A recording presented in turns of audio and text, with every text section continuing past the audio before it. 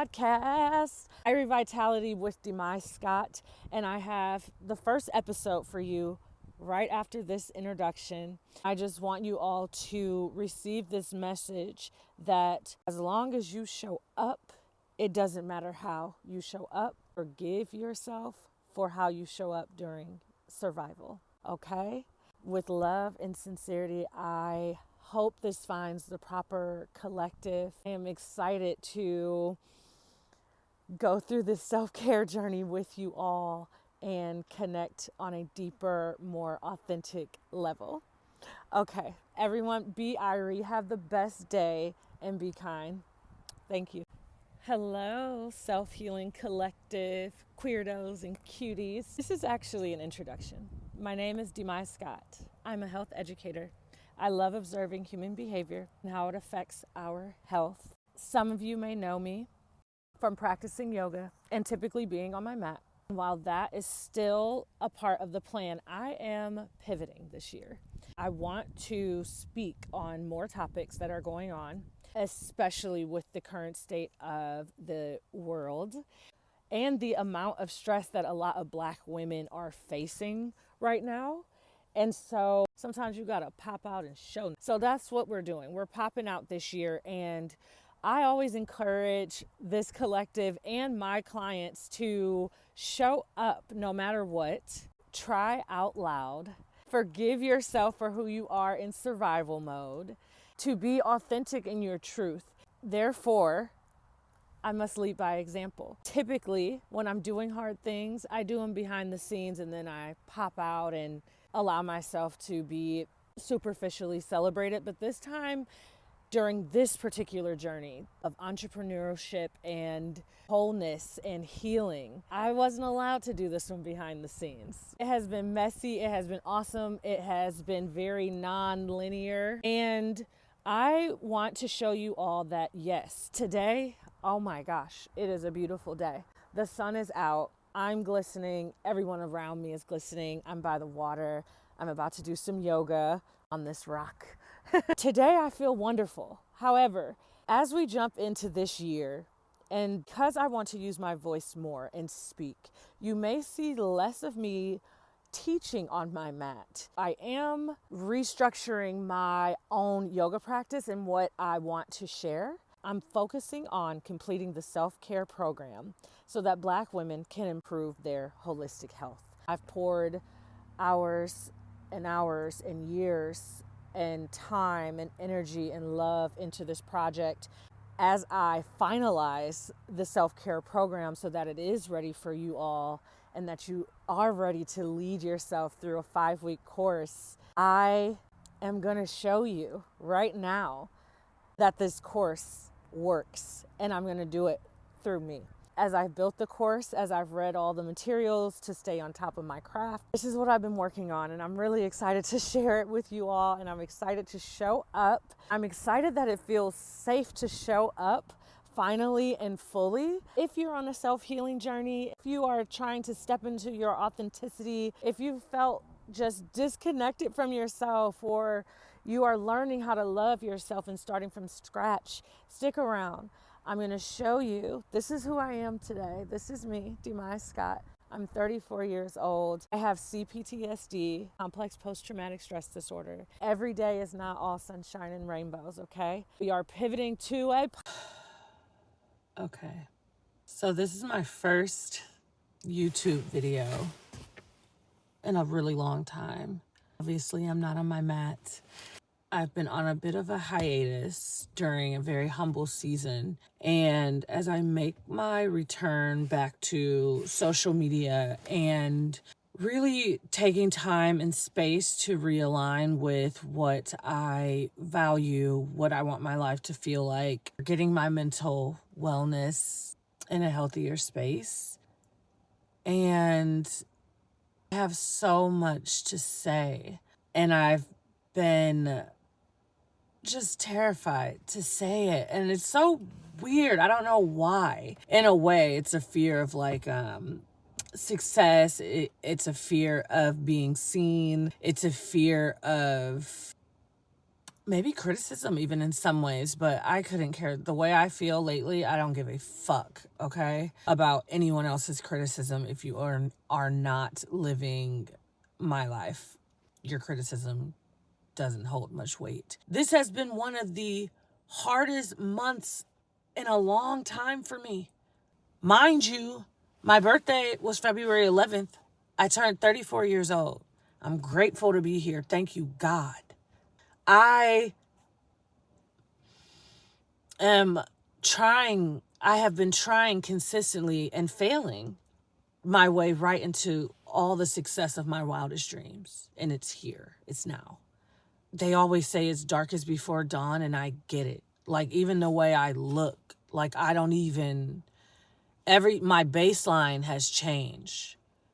Everything has changed so much. And even though it's changing in a healthier, more positive way, it doesn't negate the fact that there have also been changes that feel like losses within my family, within my former friends or friendship groups, within my age group, within my field of work, within society. I am fighting like hell to want to stay here day in and day out, while also pushing myself to not self-isolate, to get out of the house, to make sure to take a shower, to brush my teeth, and only to be met when you arrive into the world, to be met with so much friction and tension and trying to lend so much empathy and compassion and forgive the ignorant and forgive yourself and try to control what you can control, which is yourself, and not let go of your power every time someone pisses you off. It has been so hard.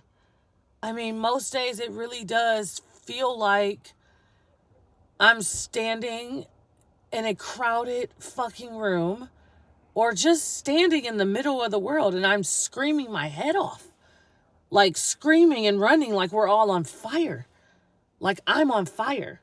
That's what it feels like. And I don't know if that is because of my brutal diagnoses and living with complex post-traumatic stress disorder and other diagnoses and other symptoms that come along with such a gruesome diagnosis. I don't know if that's why I feel like that, or if it's the state of our economy, our education, our emotional intelligence or lack thereof as a people, our regression. I'm shocked that we're not all running around screaming like we're on fire. But I'm crazy. Right? I'm the crazy one for saying it. Now I am at the point, I hear so many people that start podcasts and they say, you know what? I just had nothing else to lose. I get it. Because that's exactly where I'm at. I don't got shit to lose. I don't got shit to prove. You don't have shit to prove to nobody. You know what the fuck you've been through. That's what I'm here to say today. Take up that space that you need, because ain't shit sweet. Shit is not sweet every fucking day. Like, I am so tired. Like, people will recognize or see the light within me, the kindness that is all over me, and the favor. Make no mistake, I am God's favorite. I understand that, and thank you. But it is tiring. And at the end of the day, I am done choking down my voice and my genuine thoughts because they're too deep or too much for some. I'm living in a deep ass, too much ass world, in a deep ass, too much ass body and mind and spirit. That's the place where I reside. I wasn't here to stay shallow and to tiptoe around in safety. I never was given that chance. You weren't given that chance if this found you. All we had was being thrown out into the fucking deepest depths of the world and saying, figure it out. No, I'm not going to help you. I'm actually going to make the shit worse for you.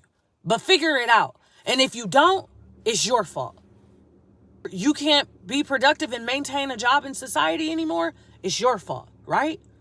But when I was a health educator and HIV intervention specialist at one of the best hospitals in the nation, I was exceptional, right? When I was a child and I understood more than my peers, I was labeled as gifted, right? Until I got severely depressed at 12. Then you're not performing at a high enough rate anymore. So you're not enough anymore. I didn't have the words at 12 to know that I was severely depressed, but I knew something was wrong. And that lasted for years on end. Maybe came out of that specific depression around 14. But even then, changed my entire personality in order to survive. Only to get grown, accomplish everything you ever wanted, and to fall apart. To have a mental breakdown at 28 years old and not know up from down, not know if you're good or bad, not knowing what on earth did you do to deserve so much pain, hurt, and hardship. Who was I before? I pitied myself so much. I thought, who the fuck was I in my past life for me to deserve what I was going through? And finally, one day on May 6th in 2019, I woke up and I said, wait a minute, wait. No. I know I've had some hard times. I know I've been terrible to people, as terrible as people have been to me. And at that moment, I just had to start forgiving myself for everything. And the more I learned to forgive myself for how I showed up when I was hurting, how I cut people or threw salt in their wounds because of my own bitterness, it's taken years to forgive myself. I made a choice to get up off of that fucking floor and recognize that, wait a minute, I am so loved. Life isn't supposed to be this hard. I am so kind at my core. I knew that as a fact. I didn't care that I was a rude gal or I was bitchy, I was a mean girl in a past life. I didn't care about all that because even during those phases, I still was so kind at my core, and those who I did allow to get kind of close to me, I know they've experienced that. I believe it's the same for this collective. I know that the way you're showing up right now is not how you feel in the inside. I know it's not. And that's okay. That's okay. It's okay to need help because I have to wake up. First of all, okay, thank God. Now I be happy when I wake up. Before though, don't ask me about 6 years ago because I remember waking up and I would be like, fuck. I would be annoyed because I was just like almost hopeful that I just won't have to get up and feel this shit all over again every fucking day. And go to work and pretend like I'm okay. Snapping on people, gaining weight, aging poorly, not hydrating myself, not eating properly, disordered eating everywhere, poor hygiene, just things that are completely opposite of everything that you are. And then riddle that all with guilt and shame and anger and bitterness and so much grief and angst and hopelessness, despair, desperation. Okay? I can sit here today and love that person of who I was. Love that 20-something-year-old who went through so fucking much. Love that teenager who went through it and put people through it too. Love that little 10-year-old girl in me that is forever frozen. The 10-year-old girl that I actively have to consciously take care of day in and day out intentionally, so that I, as the 34-year-old, can present myself in a public setting and be okay. So right now, my mental health, my emotional well-being, and other things that I have going on with my health has prevented me from participating in traditional work for the past 4 years, since 2021. I got extremely burnt out, and while I was still taking care of myself, because I had started changing in 2019, so I was starting to have these holistic tools and finding counselors and eventually therapists and now psychiatrists and a whole healthcare team eventually. But at the beginning, I was starting from scratch. I was just trying to figure it out. Like, I was doing that shit alone. No one in my family had done that. No one could tell me how to do it. I had to research and look it up, but I love research. So that worked out for me. Lately, I have been doing little odd jobs. I've worked as a temp. I've cleaned nasty apartments. I have DoorDash or Instacart. Shit, I've been a temp at Walmart, like in the store. I've been a nanny. I have done anything just to get by in these last 4 years since I could not continue on with the vigor of traditional work, how it affects me so much that it will send me into a deep depression, unfortunately. And I have to constantly combat anxiety while also showing up as a healthcare professional. It's a real double-edged sword with me. People see me and they think because I have a master's in health education and promotion, and that I have worked hard jobs or that I have done hard things, now that I am asking for help I'm facing financial insecurity right now. I need rental assistance. Now that I'm needing help, the way I have been treated, it just breaks my heart. And it always makes me think of other people who don't have as much knowledge to even try to guide themselves through what they're going through. The people who don't enjoy research and reading and trying to figure that out for themselves, because it's hard for me. And I am a person, I'm in a 9% club of Black women with master's degrees or higher education degrees. And so me as a Black woman having to ask this nation who obviously hates us while secretly envying us. Don't ever get it twisted. We are the blueprint. Now that I'm asking for help, and best believe these last 4 years, I have looked at it as reparations. Yeah, you're not going to, first of all, make me work my fucking ass off through undergrad, through grad school, and et cetera, only to have me at a glass ceiling where I'm still getting paid less than a white man who knows less and does less than I. Okay? I'm done. I'm not sugarcoating that shit anymore. So I've been building my own business. I've been trying to build a social enterprise that is for the people. Each one teach one. That's what my grandmother always says. And that is something that Irē Vitality, which is the holistic health and healing organization that I'm building, Irē Vitality, that's what it is. It is each one teaching one. It's us for us saying, hey, like Black women, we change the world.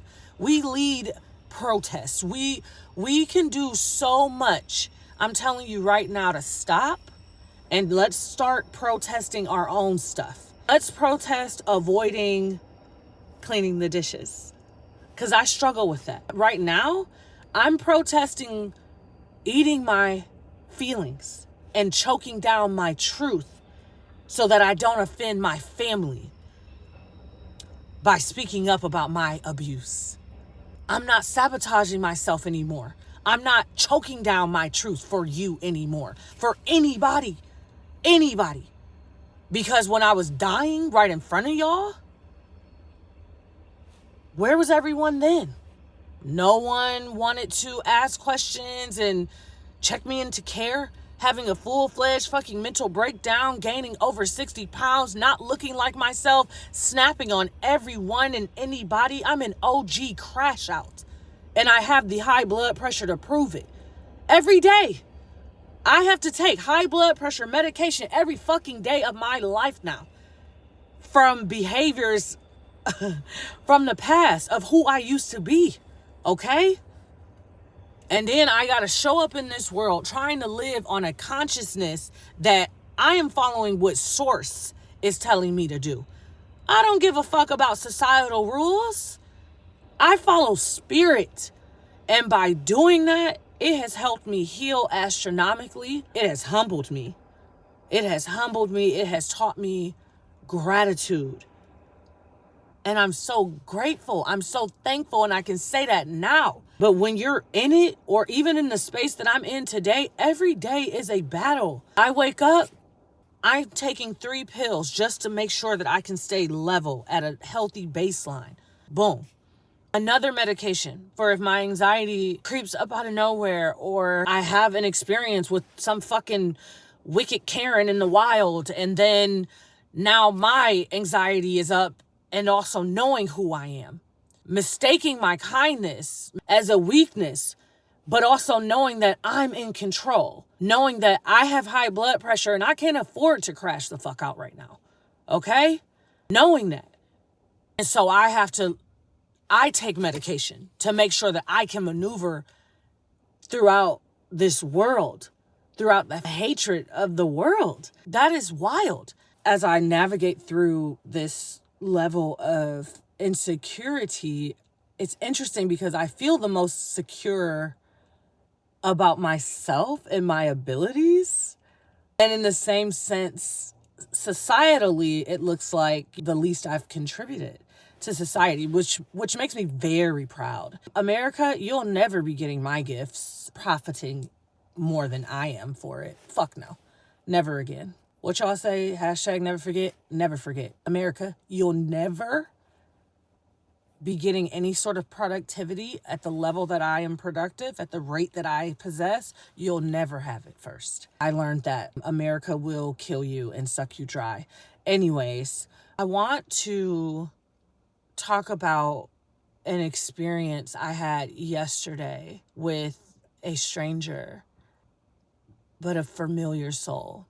And I'm so happy that we came across one another yesterday. I was delivering a DoorDash order of groceries, and a young woman answered the door, and she was on the phone, and you could just tell like the phone call wasn't going well, and she was definitely having a day, and she had a lot of groceries. And so I just told her, hey, let me prop the door open. You go and handle your phone call, and I'll just bring this up to your door, like get it as close as I can for you. And by the end of it, because I heard her on the phone just pleading for her livelihood, for her and her daughter, pleading for help so that she can stay in her apartment. It's already not the nicest apartment, and she's on the phone practically having to beg for help for her and her daughter.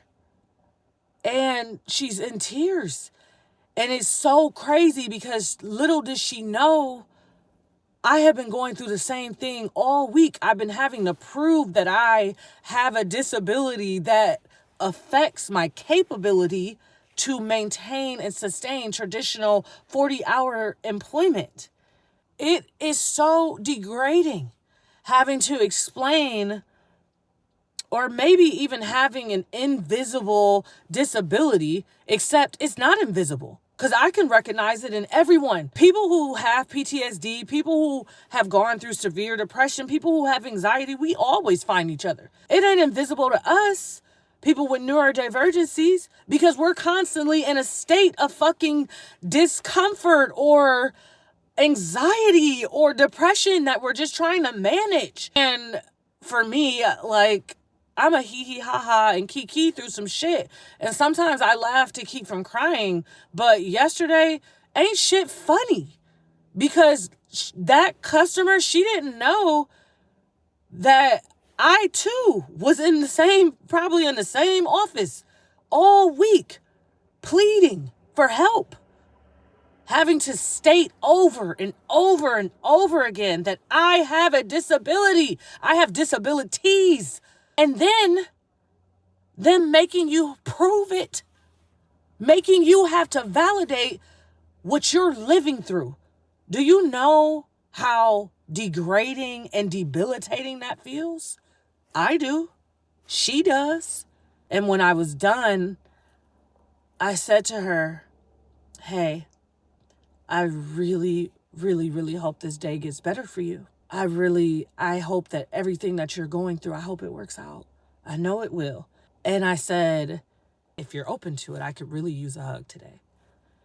And she kind of looked at me. She looked up.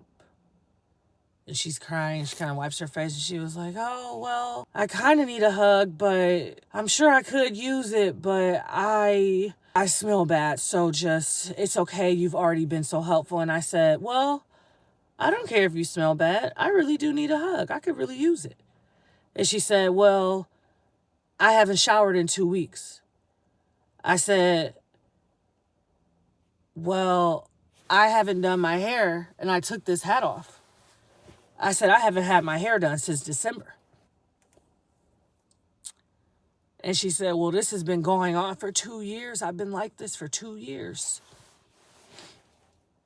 And I said, I have PTSD and I haven't washed my dishes since December. I haven't cooked a meal for myself since December 2024. And I stood there with her, bare, naked, standing only in the one thing that we all have, and that is humanity. That's all we have. You don't gotta, baby, I'm struggling too. You do not. I know she just kept looking at me like, wow. Every time she thought that she was going to say something that threw me off or that was the lowest of the low, baby, I'm not going to try and one-up you. I'm just saying, I don't give a fuck about that shit. You're choosing to live every day. You're winning. I'm not looking at you no type of way. And finally, she let me hug her. And she gave me a hug that I don't think that even I knew I needed until she hugged me. Of course, she tried to make it short and sweet. And it's funny because people from my past or people who are close to me, if you know me, I am not. It has taken so long for me to become a hugger. I don't like people touching me in certain areas. I don't really do that unless I feel very, very, very safe. And even then, it's just not my thing per se. And I did not let her go. I didn't let her go. I wouldn't. And I just told her, you are so worthy. I told her everything that I wish I had heard when I knew I had dishes everywhere. And when I knew that I hadn't showered in 4 days. And when I knew that I was in so much pain that even when I did try to take a shower, I couldn't even stand up. But we don't want to talk about it. And why? It is not your shame. This is not my shame. This is just my life. This is something that I am living with. This is something that I am learning to cope with. And this is a part of who I am. I am always going to have PTSD for the rest of my life. I always go through these they end up being triumphant moments, but during it's a tragedy. And I know I always come out on top. But man, the valleys, how low, how you feel like you are in the deepest depths of hell, your own hell. You don't gotta die to go to hell. We are living in hell right now. You also don't have to die to go to heaven, though. That's what I'm trying to help people learn and understand. I see you. You already then lived through hell. Why the fuck do you need to die to go to heaven? You're worthy of creating your own heaven right now within yourself. And I just told her, you are so worthy. You are so loved. You are so deserving. It don't matter. Everything she said, I said, none of it matters. I said, it don't matter. I don't care. I don't care. You are loved. And I meant that shit. I meant it. Even her baby girl came out and ran up to me and gave me a hug and wouldn't let me put her down. She kept lifting up her feet so that I couldn't put her down. And even that brought me so much joy. I don't even know her name. I was just a DoorDasher, right? Delivering someone's groceries. You can literally, you don't have to pay anything to be kind. This kindness, my thoughtfulness and consideration, because trust me, if you have ever been loved by me, you have been cherished deeply. The loyalty within me. That's why I don't be liking people. That's why I don't let too many people get too close. Because when I like you, I love you. And when I love you, I am loyal to you.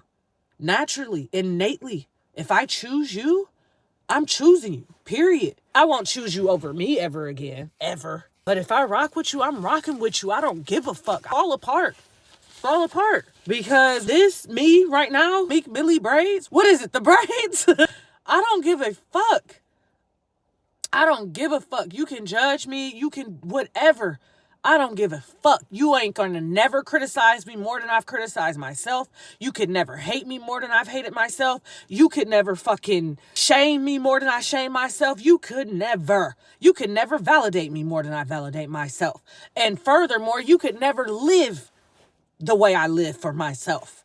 And once you know that, once you peep game and you realize that at least me showing up and falling apart, at least I fucking showed up. At least she showed up. She made a choice. She was on that phone for her and her daughter. Even if she keeps getting no's, I know she was going to call the next person. I know it. I felt it. I feel it.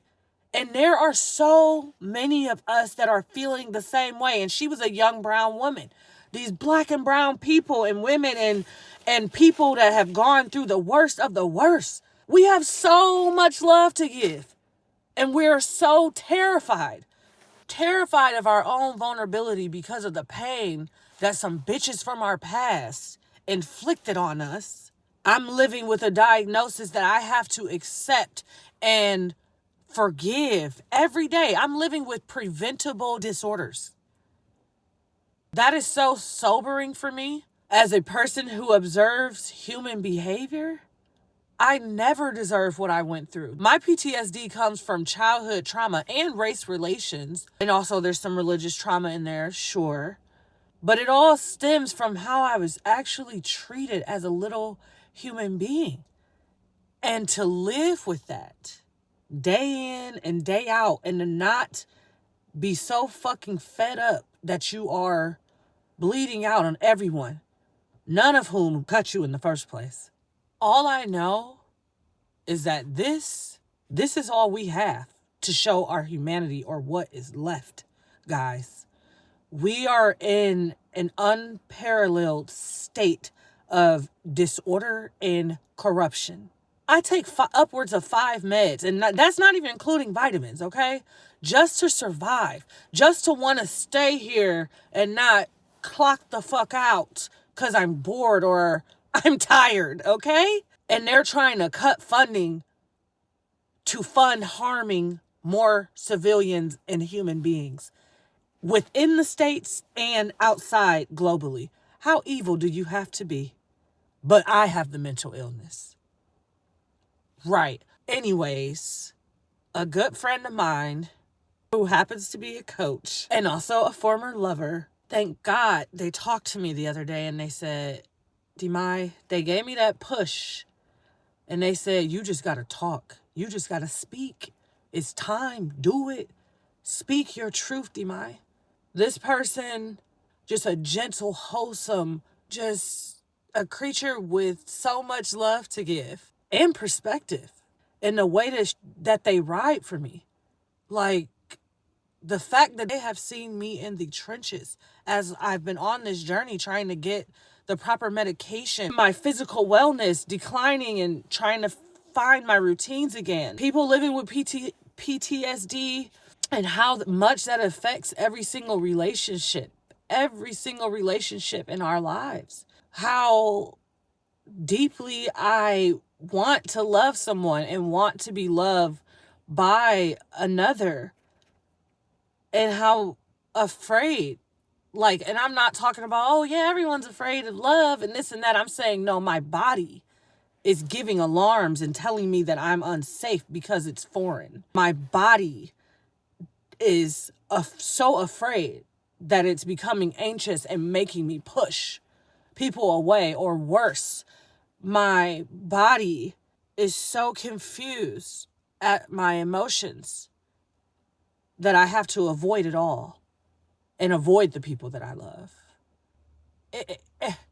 It's so tiring. But to have this person who loved me deeply, even after they have seen so much of me, and still they tell me I am who I think I am, and still they answer my phone call and still will encourage me to live out my dream, my vision, because they believe in me, because they feel it.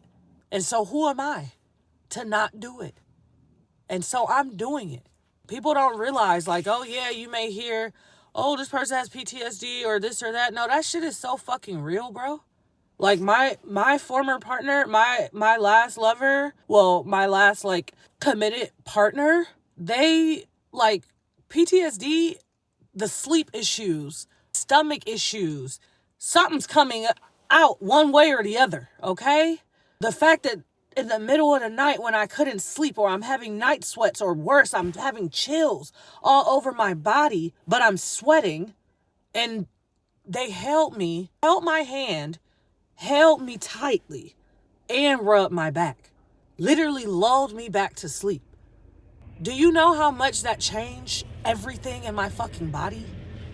To have someone see me when I had nothing to give outside of gratitude and love, and to still choose to love me. Yeah, I'm gonna show up. Not just for them. I'm showing up for me this year. I'm not playing small no more. I don't care what I look like. I don't care. And another thing, because don't piss me off, when someone tells you that they have PTSD, or they are struggling with depression and anxiety, or whatever the fuck they have going on, and they're attractive to you, don't say, oh, but you're so pretty, as if I ever said that I was ugly. You're not ugly because you have PTSD. You're not ugly because you're fucking depressed, bitch. I'm fucking depressed. Like, I ain't been anxious about if I'm cute or not. Like, I don't give a fuck. What do I feel like in the inside, bro? That's why so many of us are passing and masking, just getting through the day at our jobs. And we're having to perform like a fucking monkey. And it's like, no, fuck you. I'm not performing in your show anymore because it's killing me. I've died so many times. I've loved, I've lost, I've pushed, I've pulled. Like, I'm done with all that shit. I'm done with it. I'm done. I am showing up and I'm holding myself accountable. As much as this is for me, I am my first muse. However, I have been sent here, and a part of my purpose is to guide and to lead and to help. And I hope that I can help whoever this reaches, and whoever feels connected to this message, whoever hopefully feels seen or a little more understood. I really hope that I can help you learn how to be gentle with yourself, how to love yourself through all your episodes. This is not your fault. You are still worthy. How you show up in a state of survival doesn't matter. Doesn't count. Doesn't count. Forgive yourself. I don't care about a dish when you showed up and you took your medication.